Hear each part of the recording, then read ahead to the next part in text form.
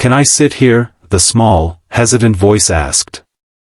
A girl with one leg, tucked under a worn-out skirt, stood in front of him. The man glanced up from his coffee, startled. His eyes fell on her crutches, her shy smile, and the way she seemed to shrink just from asking a simple question. He didn't know why, but something about her made his chest tighten. Something about her made him pause and think. It was just a regular Saturday morning in the city. People were rushing past the small outdoor cafe, phones in hand, coffee steaming, oblivious to the world around them. But in that moment, the entire street seemed to disappear. It was just him, and this little girl who had dared to ask for a place beside him. Before we continue, if you're new here, welcome to Kindness Tales. Don't forget to hit that subscribe button, give this video a like, and share your thoughts in the comments below. Your support helps us share more heartfelt stories that remind the world of the power of kindness. The man, a single dad named David, had been struggling lately. His work as a freelance graphic designer left him exhausted, and raising his 6-year-old son alone was no easy task. He often felt invisible in the chaos of everyday life. Today was supposed to be a break, a quiet moment for himself with just a cup of coffee and a book. But now, this unexpected visitor had appeared, and he didn't know what to do. The girl's voice wavered as she repeated the question, "Can I sit here?" Her hands gripped the sides of her crutches tightly. She didn't look like anyone he had met before, and yet, something in her eyes told him she had been through more than he could imagine. David nodded slowly, his throat tight. "Of course. You can sit here." He moved his bag to make space on the bench. She lowered herself carefully, using her crutches to steady herself. The bench creaked under her weight, and for a moment, David wondered if she even had someone to watch out for her, someone to help her navigate this busy, unfeeling world. As she settled, she glanced at him shyly. "Thank you," she whispered. Her voice was soft, almost musical, and carried a weight of gratitude that made David's heart ache. He wanted to say something, anything, but the words didn't come. He watched her pull a small notebook from her backpack, the edges frayed and worn, and begin to draw. She was intensely focused, tongue peeking out from the corner of her mouth as she sketched something that looked like a family in a park. David couldn't help but smile. Despite the challenges she clearly faced, she was creating a world full of light and hope. Curiosity got the better of him, and he asked gently, "Are you an artist?"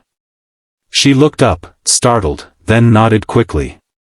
I like drawing. It helps me forget." Her voice cracked slightly, and she looked down again, embarrassed by her own emotions. "Sometimes, it's hard to go outside. People stare." David felt a pang of guilt. How often had he walked past someone who was struggling and never noticed? How many moments had he been too wrapped up in his own world to see someone's pain?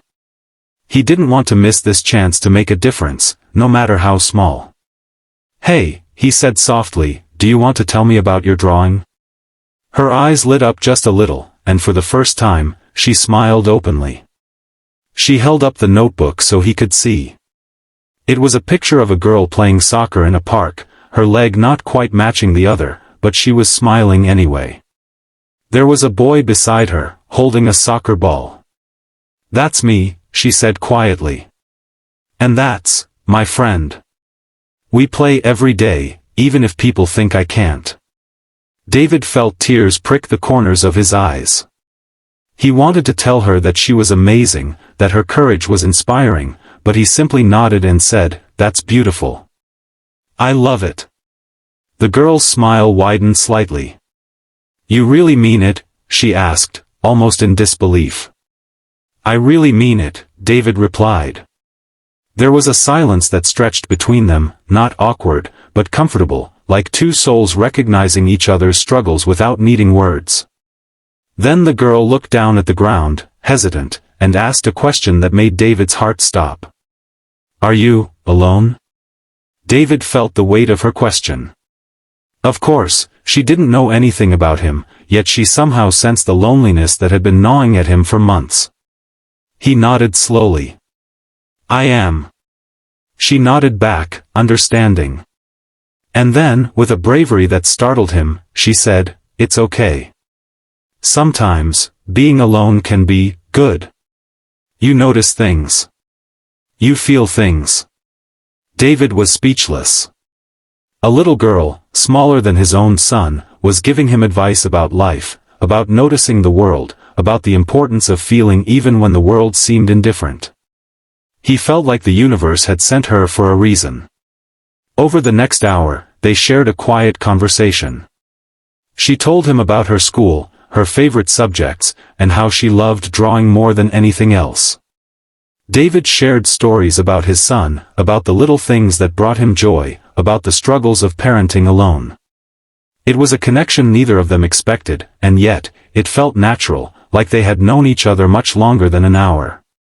Eventually, the girl glanced at her watch, or perhaps it was a borrowed wristband from school, and sighed.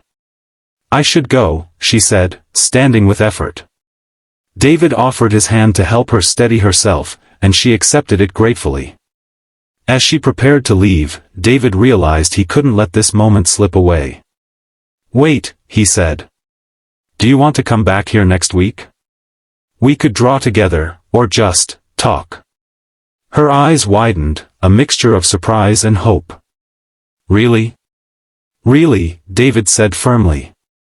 She smiled, and this time it was brighter, more confident. "I'd like that," she said, and with a little wave, she hopped away on her crutches, disappearing into the busy city street. David watched her go, feeling a warmth in his chest that he hadn't felt in months.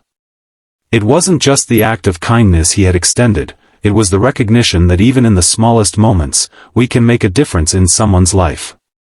And sometimes, it's the ones we least expect who remind us what it truly means to be human. The next week, as promised, she returned.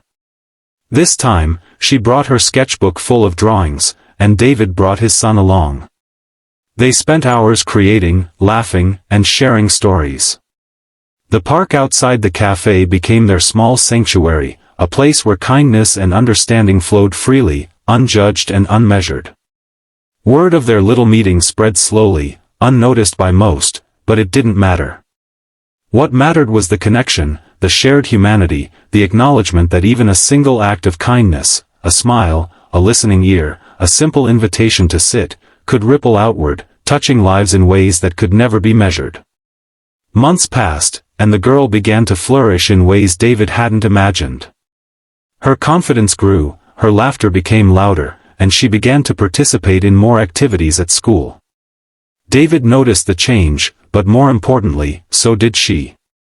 And with each visit, each shared story, each drawing, the invisible thread of kindness grew stronger, tying them together in a bond neither of them would forget. One afternoon, as the sun dipped low and painted the city in shades of gold, the girl handed David a drawing. It was a portrait of him, holding his son's hand, smiling at the world, while she stood beside him, her crutches forgotten for a moment, a radiant smile on her face. "Thank you," she said softly. "For letting me sit here that first day." David's eyes welled up, and he hugged her gently. "No, thank you," he whispered. "For reminding me what kindness really means." From that day forward, David carried the memory with him, the one-legged girl who had dared to ask a simple question, and the way a small act of inclusion had grown into a friendship that changed both of their lives. It reminded him every day that kindness doesn't require grand gestures. Sometimes, it's just about noticing someone who needs a moment, a smile, or a place to belong. And that's the beautiful truth about kindness. It doesn't cost a thing, yet its value is immeasurable.